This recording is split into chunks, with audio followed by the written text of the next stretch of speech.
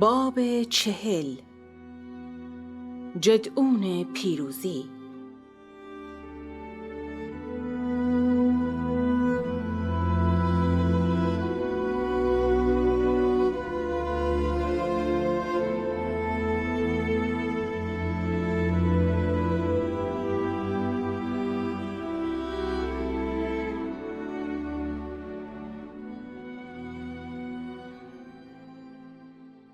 مدت زماتی بگذشت و یوشع بمرده.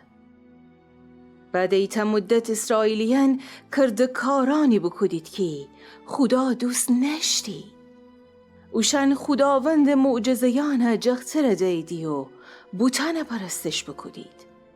هنوسی خدا اوشن مجازات بکده و غریب قومن اوشن سرزمین حمله و غارت بکده.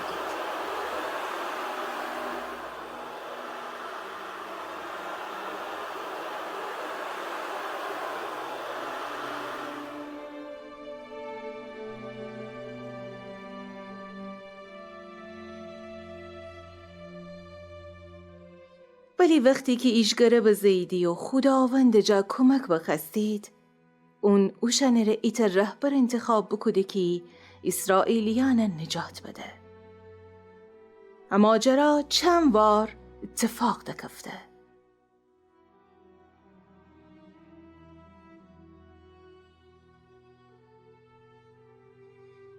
ای ورز بنی اسرائیل کرد کارانی بکدید که خداوند ورجه بد بود. اسرائیل نزدیکی ایت قومی سبکی مدین نام داشتی. خداوند وحشتی که او قوم اسرائیل سرزمین حمله بکنه.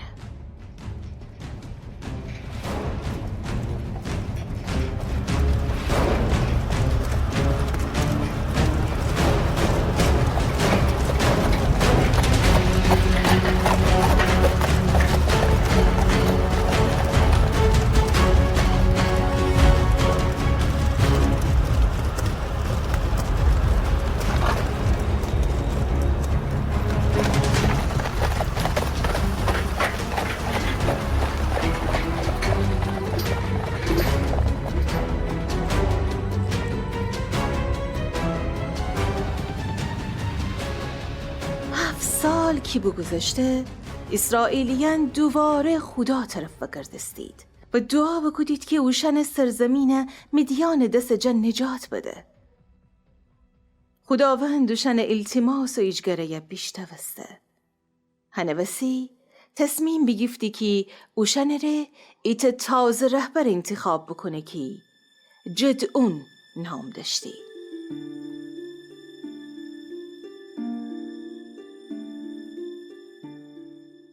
باز این خداوند فرشته جدعون ظاهر بسته و بگفته: ای پهلوان مرده ای، خداوند تیمره ای، بشو بنی اسرائیل مدیانیان دست جن نجات بدن. جدعون وگردسته بگفته: چطور تنم اسرائیل قوم نجات بدم؟ چون که می خاندان تمامی می طایف خاندان جا صغیر تره و منم کجا دانه ترین کسم می خانواده درون.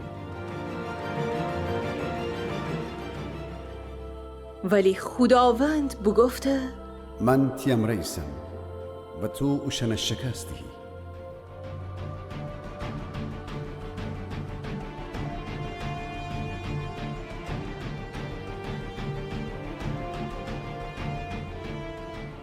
هنوسی جدعون تمام کسانیه که اون امر بید ایتجا جمع کده.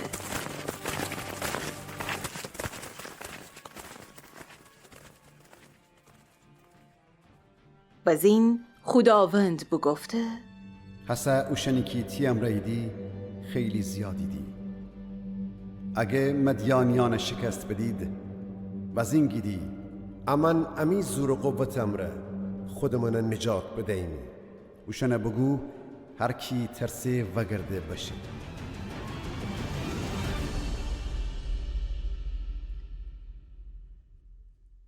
جدعونم حتو بکده و 22,000 سرباز وگردستید.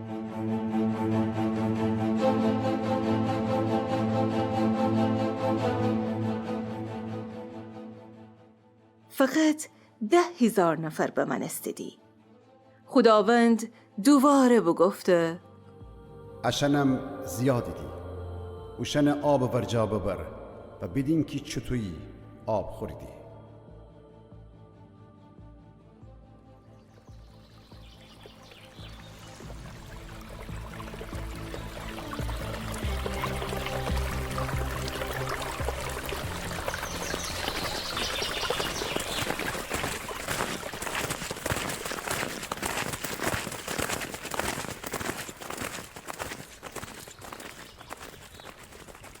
جدعون اوشن آب ورجه ببرده. 300 نفر خوشن دست آب درون تو دیدی و خوشن دست تن امره آب بخوردیدی و ما بقی خوشن دهن آب درون بنیدی و بخوردیدی.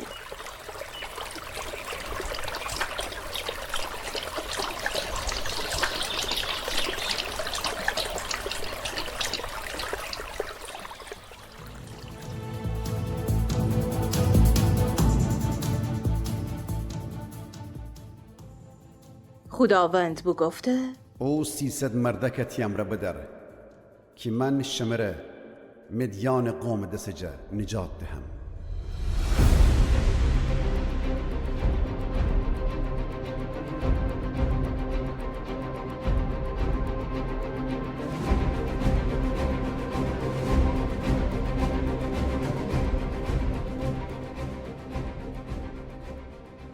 مدیانیان دیگر قومان جا کمک بگفتیدی و ایتا پیل لشکر چپودید، ولی خداوند بنی اسرائیل امره بود. هوشب جدعون لشکر پیروز بسته و مدیان قومه خوشن سرزمین جا بیرون کدید.